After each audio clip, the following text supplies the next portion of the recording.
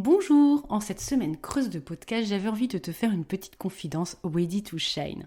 La semaine dernière, j'étais en congé et à l'heure où je te parle, nous sommes vendredi 18h23, veille de mes congés qui n'ont pas encore eu lieu.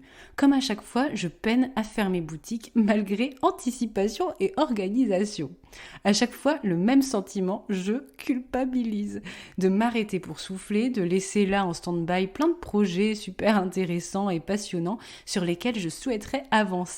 Et pourtant, je suis en route depuis le 1er août cette année avec un gros rush et c'est franchement pas facile à chaque fois cette période de l'année. Est-ce que toi aussi tu te sens coupable de prendre des congés, des vacances, que tu sois salarié ou en indépendance? Comme moi, c'est fou quand même ce truc. Je n'arrive pas, après toutes ces années, à ne pas me sentir coupable, comme si je devais me justifier pour avoir le droit de prendre des vacances. En 2022, je me suis initiée au slowpreneuriat. Je t'en avais parlé dans un précédent mot audio sur la future fac entrepreneuriat culturel qui viendra bientôt. Il est d'ailleurs encore temps de me transmettre tes petites questions par mail ou sur Instagram. J'ai testé de prendre des vacances à chaque fois pour davantage profiter et me ressourcer. En février, à Pâques, cet été et cet automne, j'ai même pris quelques jours en mai cette année, le truc ultime, le luxe ultime. En 7 ans d'entrepreneuriat, il est tard, je suis fatiguée, je bafouille.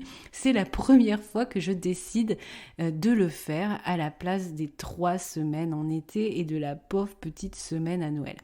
Je culpabilise et pourtant je n'ai pas observé d'impact sur ma productivité et même ma rentabilité pour l'instant.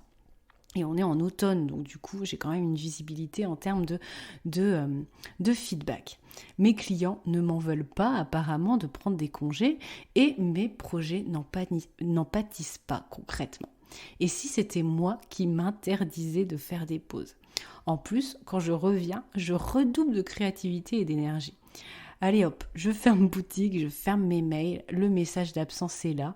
Et à l'heure où tu écouteras ce mot audio, je serai déjà de retour et zou, mais dans un état beaucoup plus serein et plus reposé que ce soir, 18h33, quand je mets le point final de ce script. Fais des pauses toi aussi et à très vite.